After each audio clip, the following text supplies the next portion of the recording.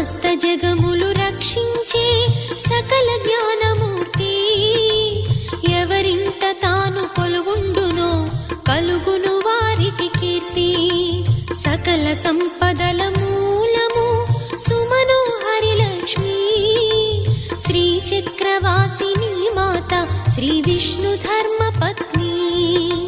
తనని నమ్మిన భక్తులకు దరిద్రమును బాపు కొలిచెడి వనితల కొంగులలో బంగారము నింపు అష్టలక్ష్ముల రూపున అవతారం దాల్చినది కష్టములను తొలగించగా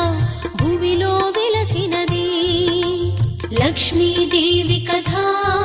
శ్రీ లక్ష్మీదేవి కథా లక్ష్మీదేవి కథా శ్రీ లక్ష్మీదేవి